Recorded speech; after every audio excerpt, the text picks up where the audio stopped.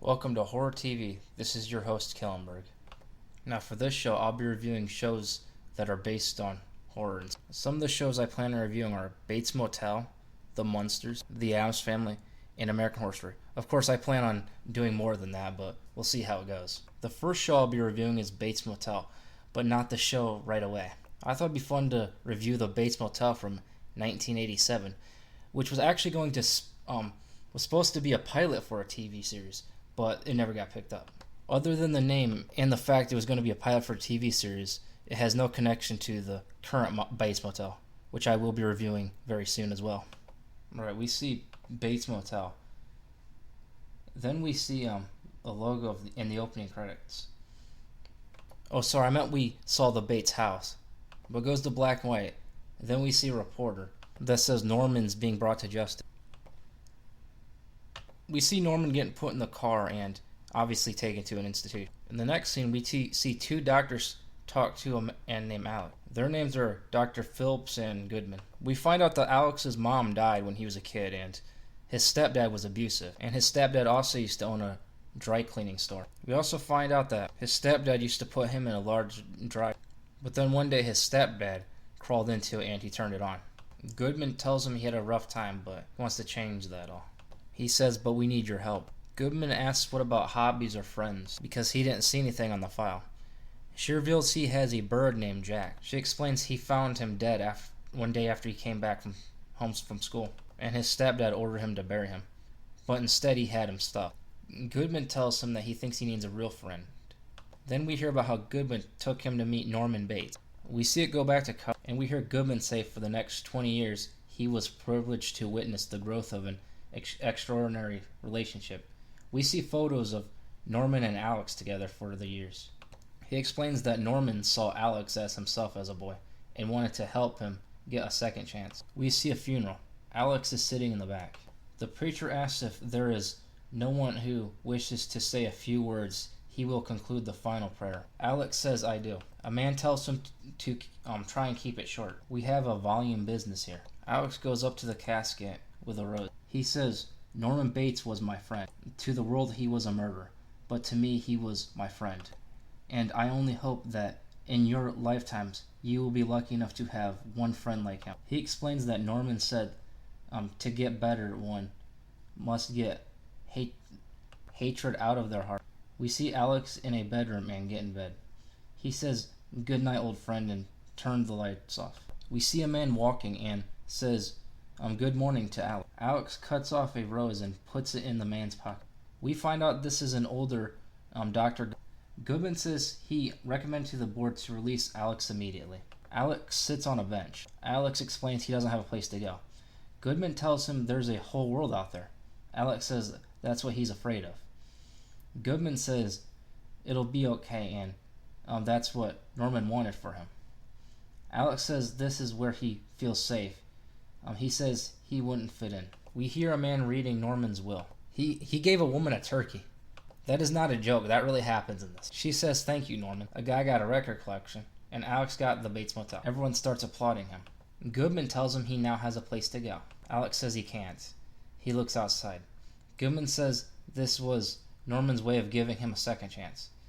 He says it's a great gift. Take it. We see a building blown up and collapse. And we see construction. Then we see Alex walk out of a building and he looks around. He gets out a card and on the back it says the number 32 on bus to Fairville. Some guy calls him Pilgrim and asks if he needs help. Alex tells him that he's looking for that bus. The man tells him it stops there.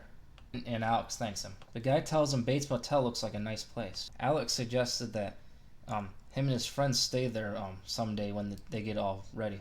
The man offers him a drink of his beer. Alex accepts and drinks some. The other man tells him he has a sock and he tries to grab it. Alex says give it back, those are Norman's ashes. He gets on the bus. They drop him off at a place called Fairville Savings. He asks the man if he knows where Bates Motel is. He says he's never heard of it because he's new in the area. A lot of other people tell him the same thing. A few kids run and trip Alex. They go up to someone in a chicken costume. Alex says, Norman, I think I want to go back. We hear a woman say, hi, welcome to Sly's Chicken. After a little bit, she says she's waiting. He asks for Bates Motel. Remember, he was locked up, so he might not know how the world really works. She says sorry and tells him what they have. He says crisp. He also accidentally orders the party pack. But then he realized there was a misunderstanding and says he ate his lunch on the bus. He then again asks her about Bates Motel. She's also new. A man named Henry Watson walked up to him. He gave him back the postcard of Bates Motel. He asked what he was doing with a postcard of the old Bates Motel, and he tells him it's half a mile away. Alex tells him he's reopening it. The guy gets worried. Alex asks if there's a problem. Henry offers to drive him over there and says he'll tell him all about it. We see them in a vehicle. Henry says everyone thinks it's haunted and mentions it's believed Norma haunts it. Oh, excuse me, Gloria. For some reason in this she's named Gloria. Alex asks if he's ever seen her. Henry says he worked for the old witch. He says he knew Norman since he was a kid.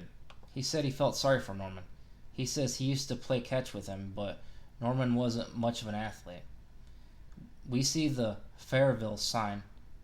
He points out Bates Motel. Alex says thanks for the ride, Mr. Watson. Henry corrects him and says Henry. Henry says, after all I told you, you're still going in? Alex says he has to. It's his home. Henry shook his head, and Alex walks in. We see Bates Motel. Alex looks around outside. He looks at the Bates house. He then walks into the office. The door shuts behind him. We see the keys. Alex grabs number 1. He says, well, we're finally home. We see the Bates Motel. We see Alex go into the house. He goes up the stairs and knocks on a door. There's no answer, so he opens it. We see a bedroom in. He picks up what looks like a dress. The next morning, he's looking for how to get a loan. He's practicing how to ask for a loan. Then he walks to a bank. A man greets him. He tells him about owning the Bates Motel. A man named Tom gives him various suggestions. Alex said he wants just enough to get it running. Tom is surprised he doesn't want to level the place. Alex said he thought about putting in a cafe and fountain up front. Tom tells him the property is worth a fortune. Alex says good, wonderful, and asks for the loan. Tom asks for development. I meant to say Tom says for development, yes, even a health spa, but to reopen the Bates, like he's surprised. Alex explains that Norman left it to him and they were friends. Tom says he'll do what he can to push it through. Alex says thank you. We see the Bates house. Alex is carrying groceries. He puts the groceries on the table. He goes looking around the house. He sees someone. He tells them to hold it right there. They ask, who are you? It turns out to be the person in the chicken costume. She says she wants answers. Alex says who he is. She tells him to go to the kitchen.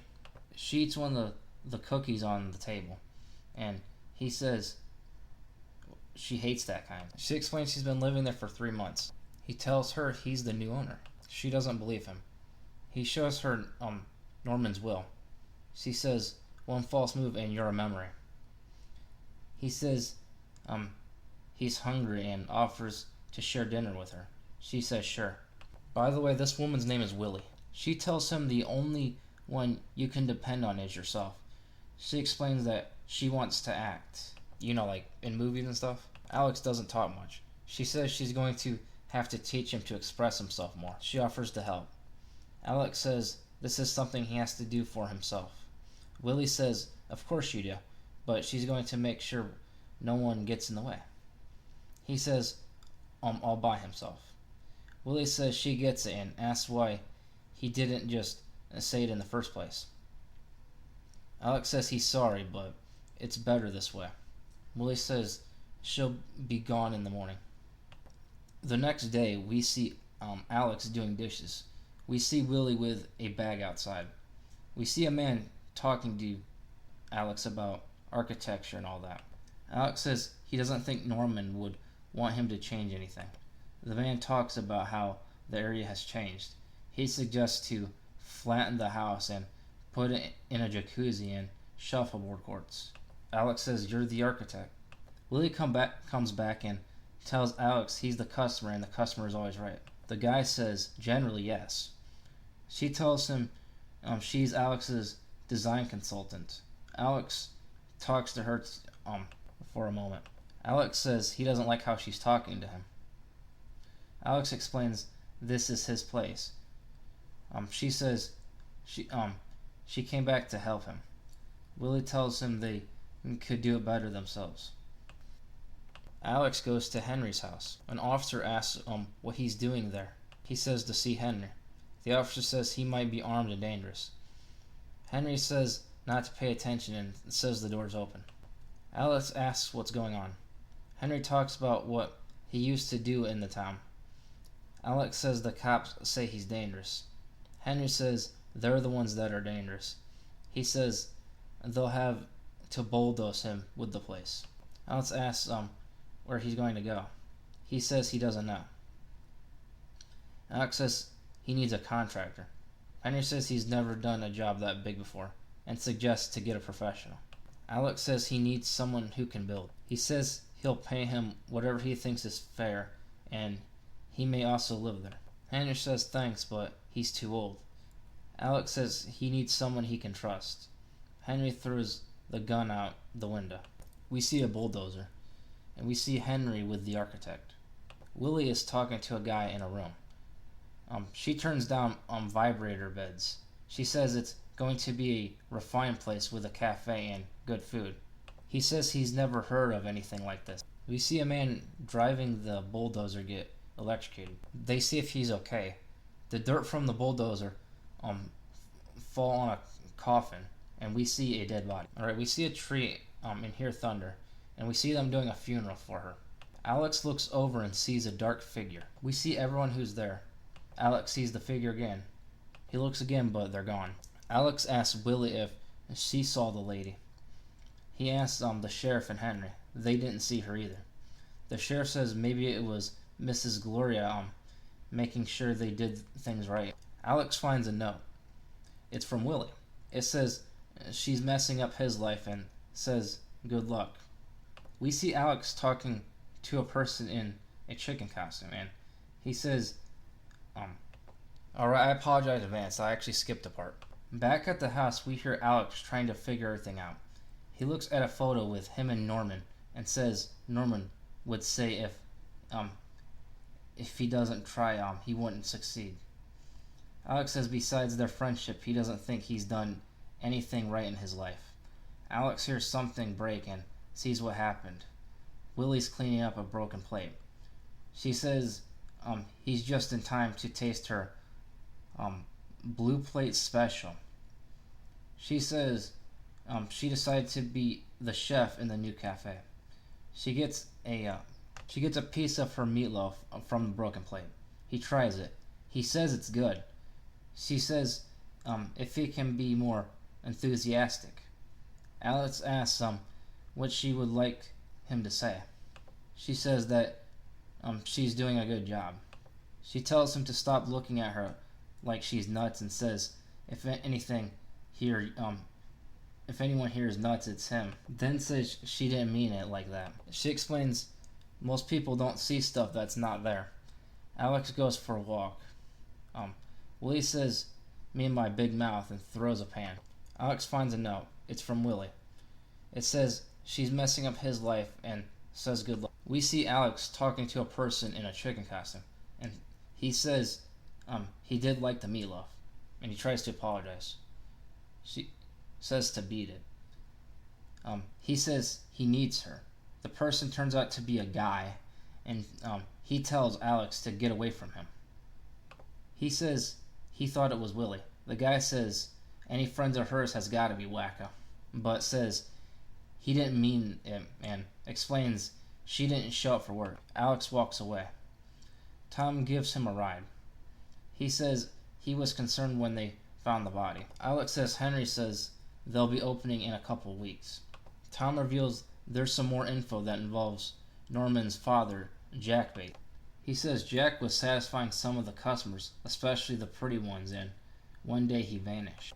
He says she just looked down out of her window in a black dress like she was in mourning. Alex asks if he said a black dress. Remember, he saw a black dress earlier. Tom says that's what they say. They stop and Tom says it's really taking shape. Alex says thanks for the ride, and Tom says anytime. A man digging says he had enough. Alex says if there's something wrong. We see another body. Henry says it's Jack Bates.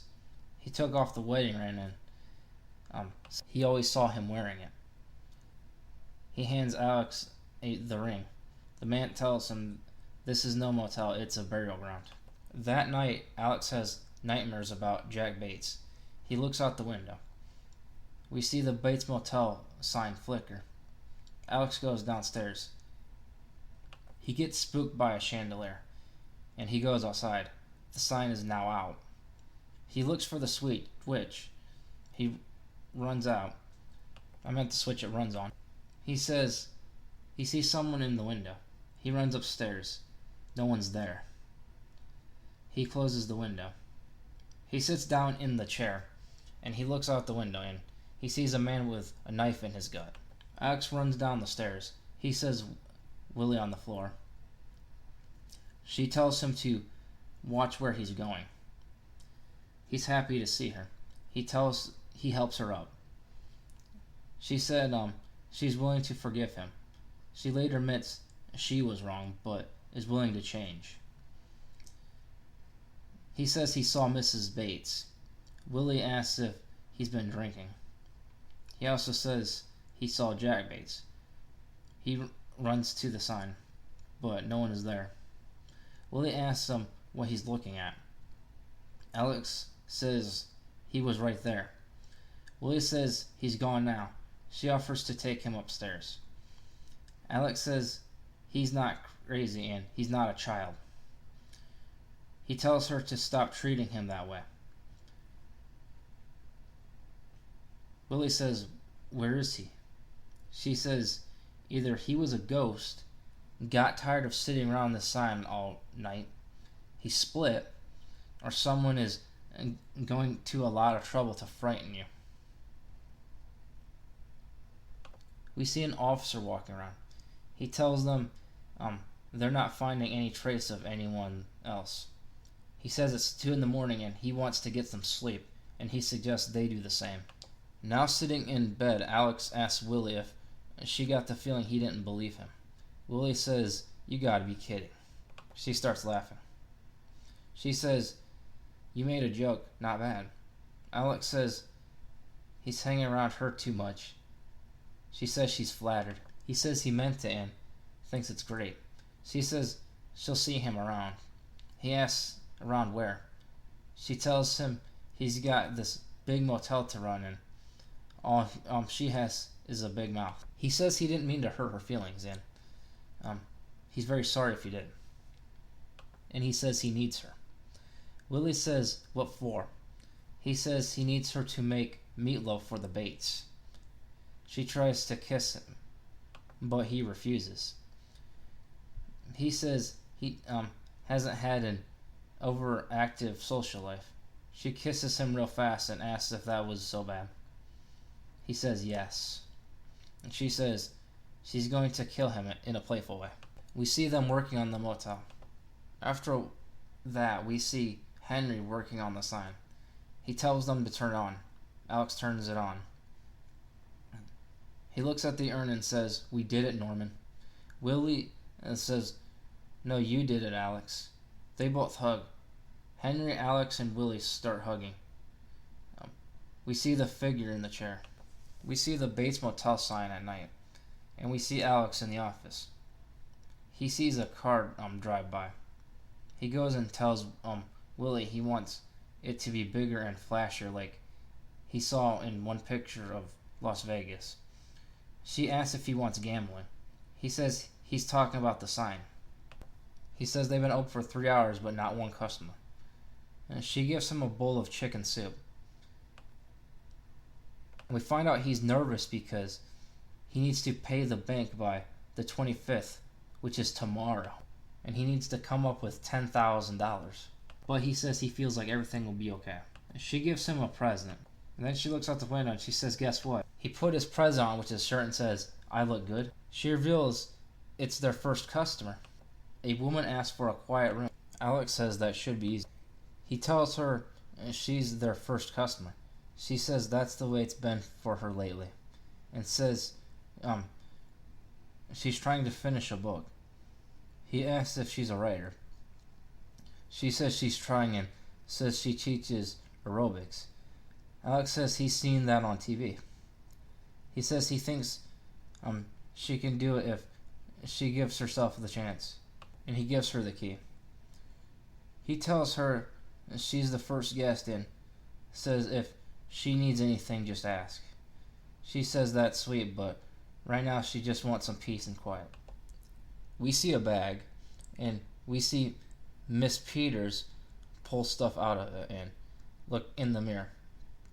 She pushes a button on a device, and the music starts playing. She starts undressing, and then we see her with a dress on. She starts writing a letter. Henry says he likes the pie and coffee. He asks if there's anything he can do to help. She asks him what he knows about the guy that dug up Old Man Bates. He says he doesn't know much and asks why. She says if he was the guy trying to get the man to quit. He says a few times. He says he thought it was haunted. We see more guests visit. We see a bunch of teenagers. Alex asks them to try and keep it down. He talks to Norman and is happy about it being book solid. We hear music and see a lamp. We see the woman wrote notes and we hear her read them. She sounds like she has some regrets. She's now in a tub and gets a razor blade. A girl walks in and says, "Excuse me, what are you doing here?" Sally, which is the woman's name, says she was taking a bath. The girl tells her she's got the wrong room and says great music, and she starts singing it. The girl says she's supposed to be in room 11 and said it fit, and this happens to be room 12. So she says sorry, and Sally says it happens. The girl grabs her dress, and Sally says that's what she wore on her wedding night. She's revealed she had 3 marriages and 3 divorces. The girl tells her number 4 will be lucky. She says it's none of her business, but she thinks Sally needs a little fun, and she's the fairy princess who can take her there. We see a guy sing "Let's Do the Twist," and we see people dancing. We see Alex serving punch. A guy tells him that the punch is great. Sally says she doesn't belong here. The girl asks for one good reason. She says they're all just kids. The girl says she was once, and it's how you feel that counts. Alex tells her she's glad she can join the party. She introduces him to Tony. She tells him that he's a writer too. She tells him that she's a writer too. Sally asks how she knows that. The girl requests the band to play another song. Sally starts dancing with Tony. Alex tells Willie they need more punch and asks where the knuckle sandwiches are. She says they're finger sandwiches and over there. Alex asks about the punch. Willie says, guess what Fuller's home address is? She says she tried to call him and Charlie Waters, his brother-in-law, answered. Back at the party we see more dancing. Sally and Tony smile at each other. He tells her she's beautiful. He asks if he can kiss her. She says she doesn't know what she's doing and says he's only a boy. He sits alone at the fountain. She says she should have never said what she did, but it's true. She explains she's a grown woman and not what he needs. She says he made her feel like she was back in high school. She says it wasn't him, it was her. He says he feels so cold and alone, like he was dead. She tells him his whole life is ahead of him. She says she'll always be grateful to him, and they hug. Sally goes back into her room and looks at the mirror. She picks up the razor blade. The girl from before says, still think about doing it, huh? And Sally turns around and asks her what she's doing there. And Sally asks why she was there and asks how she got in. The girl says she locked it. And Sally says she's starting to frighten her. The girl says she doesn't want to frighten her. She says she's a friend. Sally asks if she's been spying on her. The girl says no. Sally asks, how can you know? The girl says it's her job. The girl tells her she knows what she's going through. Sally asks how she could know. She tells her she's a kid with her whole life ahead of her. The girl says, if only that were true. So you notice there's kind of a hint there. She tells Sally she's young, healthy, and people that care about her, and says she'd be a fool to throw them away. She then says, believe me, Sally. Sally says, you know my name. The girl says she also knows what's going on the other side. Well, she knows what the other side is like. It's cold and then horrible loneliness. And Sally says, that's what Tony said. The girl tells her to listen to him and herself and says she has her whole life in front of her. Sally says she was eavesdropping. The girl says no. She asks how does she know all this? The girl reveals that she committed suicide 25 years ago. She says they went there to tell her it stinks. She goes to show her something. We see the teenagers. They reveal when they were all born and died. I admit, I actually like this part. I don't know if this was done on purpose, but to me it seemed like it was trying to tell people, that suicide isn't worth it. Alright, then after that they drive away and we see Sally get the razor blade. We see the sign and it says no vacancy. We see Alex outside pushing the cart. The sign changed to say vacancy. Alex looked in the window and sees the dark figure. He runs to the house. We see a woman with a knife and she says, leave my house. He tells her Norman left him that house and he's staying. Henry tackled her and pulled off the mask, revealing it was Tom Fuller. He tells them to call the sheriff and says he won't believe them. We see another spirit of Gloria. She goes after Tom. He admits he tried to scare them off. It's real to be Willie. She says she believes him and we find out she has the confession recorded, like she was hiding a device. She asks for a reasonable payment schedule. He says what they're doing. He asks what are they going to do, put me in prison for wearing a dress? Alex says there's a law against fraud. Right, so next scene we see Alex pushing the cart. Sally gets out of her room and tells him good morning. She talks about how great of a day it is. He says how great of a day it is to be alive. She tells him thank you and good luck. She tells him he has a special place here. He says to come back again if you ever need some peace and quiet. She says right and goes to her car. Alex waves goodbye. He says with a little luck he thinks they'll be okay here and says he thinks Norman would have liked that. He says if you need room, come on by, and the camera zooms out. But the last part's like he's like talking to the audience. We see the sign in the Bates house. The credits start rolling. Now, for my opinion about this, I didn't think it was that bad, but I thought the movies, the other movies, and the current TV show were a lot better. But as far as it being like the worst thing ever, I would say no, it's not. That includes my review of the 1987 version of Bates Motel. On the next episode, I'll be reviewing episode 1 of the current Bates Motel. So I hope you all enjoyed this episode of Horror TV.